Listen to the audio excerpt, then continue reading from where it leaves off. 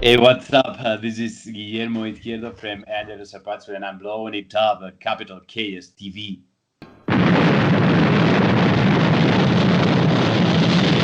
Where are you from, and how is it growing up there?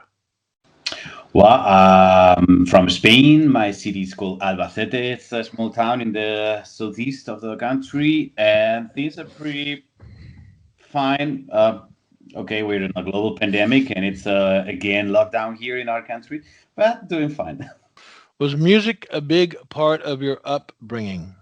Yeah, of course. I mean, if you mean it's is the most important part of my life. I mean, I'm doing this for more than half of my life. Playing in this band for 20 years already. So yeah, much more than half of my life. And what got you into music, and how did your tastes evolve over the years? I started into heavy metal when I was 8 years old. I discovered Iron Maiden when I was a kid, and I was the first time I get in touch with actually I would say heavy metal music, but I would say music at all. And since that moment, when I was a kid, I knew that I wanted to be part of this community, that I wanted to be part of the heavy metal scene, and of course, one day just become a musician or something like this, and playing the guitar. I love the guitar when I was a kid. Well, actually, my dream came true when I was 12. I got my first guitar, and I started covering my favorite bands, and I met my friends Victor and David, the ones who I started to play with, and we just started playing together under the name of Angelus Apatrida when we were like 15 years old, I think. So, and I could say until now, it's so this is why I say that this is the thing I did the most in my life. So yeah, until it's like more than 21 years actually playing together. And you've played with, is it both of your brothers? Is that correct? Yeah, exactly. In the beginning, back in the days, my brother Alberto was the former drummer of the band, and Victor, the actual drummer, was the bass player.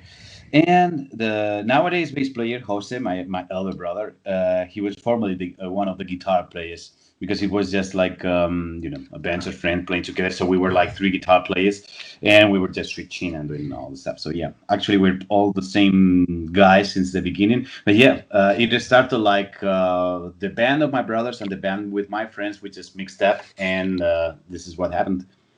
And how did your sound come about? Mm, well,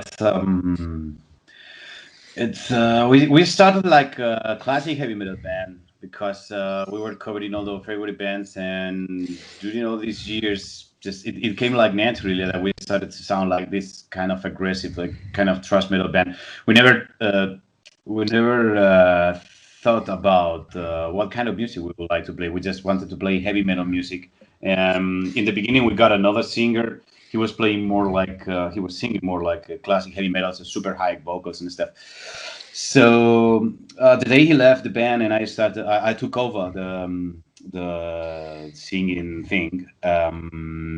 Things started to sound a bit more aggressive and a bit more thrash metal alike. So it was something natural that just came like this. With our strongest influences since Iron Maiden, from Black Sabbath, Judas Priest to Sepultura, Metallica, Anthrax, Testament, Pantera, just mixing everything and trying to do the music we wanted to hear. So this is how our sound came, and this is what we are doing 20 years later, I think. You're doing great. The new album, it's the self-titled album. Let me try it again. Angelus Apatrida, correct? Yeah, correct. It's perfect. Sounds perfect. It comes Ah, out. Sorry. really, it's you pronounce it perfectly. It's I'm impressed. I know it's a kind of difficult word, Apatrida, and yeah, but it sounds awesome. Thank you. Do you speak? How many other languages do you speak? Yeah, I just speak Spanish, a bit of English. I try to do my best with English, and I also speak Catalonian as well, but it's very similar to Spanish. So it's quite easy. What other language should Spaniards learn? Is there a particular language that is taught in school that is helpful to Spaniards living in Spain? Yeah. I mean, English is mandatory, I think. But when I was a student, we didn't start. We started learning English, I think, at 6th or 7th grade, so very late. So this is why I think the people from my generation and all the people we have more problems with foreign languages. But I think it's also very popular in French and German as well. But of course, English nowadays I think it's mandatory since first grade. Since you were a little kid, it's nowadays mandatory at school. Thanks God for this. Yeah, Very cool. It's quite shameful that even our leaders, our politicians, are not able to speak in English. It's a shame, man. The new album comes out this Friday, right? Yeah, exactly. And it's album number 7. Is that right? Yeah, it is.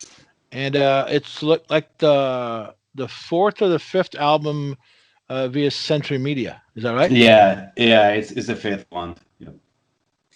And obviously, you have a very positive relationship with that particular label. Is that right? Yeah, absolutely. It's the first label we started working with, and I mean we're super friends. It's the second contract we signed with them right now. 5 albums. I mean they are lovely people. We only know the people from the European office. But all we know from the American office as well, everybody's super nice people as well. So it's kind of a family at the same time. They are metalheads as well. So it's like it's not people with suitcase and necklaces. It's like they are just metalheads. Some of them are even playing in some bands as well. So it's a very, very good relationship. As I told you before, we've never been in another label, but it's like right now I cannot imagine myself behind. Without Century Media.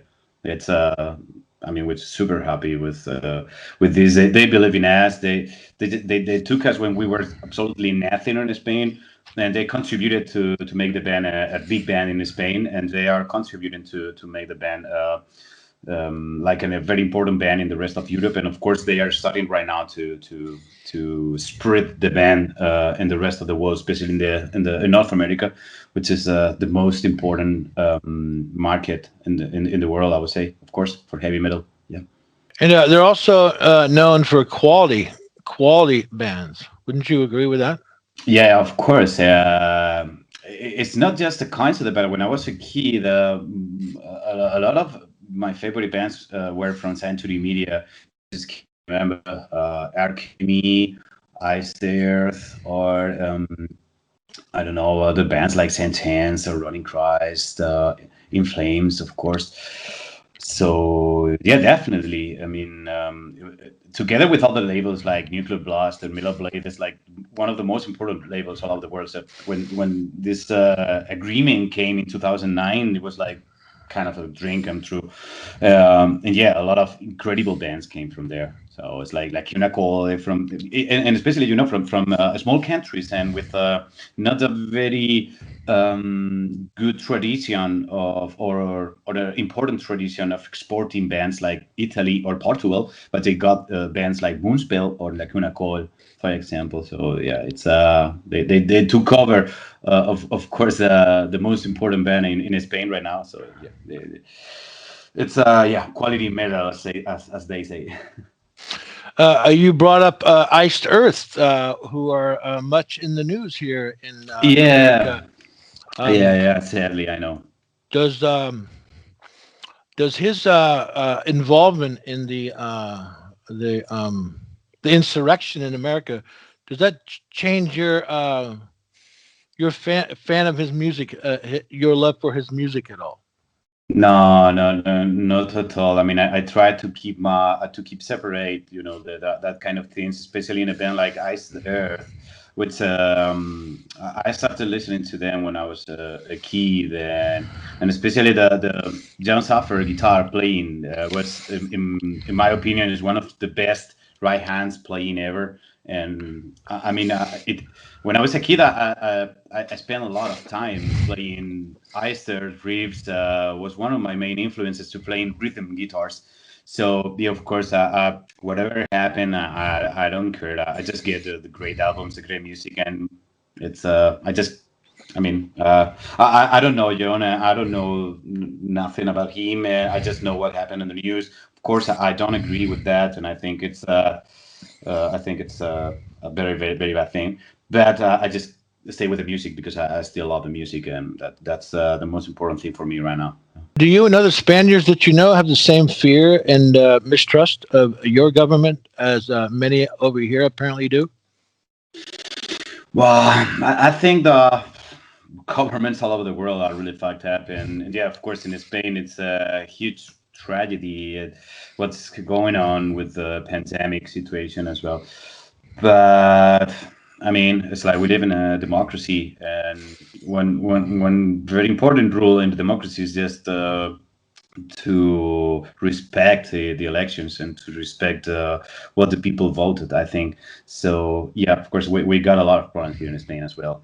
And I got my opinion, I got my things with this, but I would never try to use violence, or I would never try to use other thing bad democratic things, try to change things. And I would never support violence, and I would never support like violent acts for trying to take over power or something like this. So, but Have you yourself ever been to a protest? Have you ever been sprayed with mace or beaten by cops for your? No, no, no. I've never been beaten by a cop because I live in a small town, and everything here was quite peaceful always. It's we don't have like riot cops here in our town. When there are some problems, riot cops come. Need to come from other cities, like from Valencia or Murcia, like from big cities. So no, and I've been in a lot of protests, especially when I was a student, when I was at high school. Like protesting and asking for better rights for students, and universal things for students. But I never been in a violent. I don't want to be in a violent protest because I'm not a violent person at all. So but I know it happened here in Spain a lot, and especially Madrid or Barcelona. It's like last year it happened. Every time there's some protests, especially political protests. It happens. I don't want to be part of that. I don't. I mean, I don't like violence in this. I prefer to write violent music and to write aggressive music and focus all my angry and all my bad emotions, put it on music, and then the rest of the time try to be a peaceful and normal person. Very nice, very nice. Now, 20 years. Is it 20 years this year? Yeah, it's gonna be 21 actually. Yeah, in March. 21. Yeah. And is the album being self-titled? Is that like a rebirth, a new beginning, Kind of. possibly? Yeah, kind of. In many ways, I would say that. I have to say that the title was the last thing we choose for the album. I mean, we finished everything. We recorded, produced, and mixed and mastered the album. So when the album was completely finished, we didn't know the title yet. So it came like this. It's like, okay, it's going to be 20, 21 years playing together since we were kids, and we lived together a lot of things. We went through this pandemic situation, and we were able to move on and survive, and the company surviving and the band surviving, and we just thought that we composed the best songs we could. So we thought that it was a good time for naming this like self-titled, because sometimes bands name the self-titled albums like you say, like a fresh start, like a restart, or like a rebirth. But it's not a major change, but we think it's something very remarkable in our career. It's kind of something new, yeah. And of course, since it's the first time that we're entering new territories, like for example North America, I think it's a perfect card invitation for all the people who never heard about us. It's like the perfect start, the perfect start point, I would say, with this new album.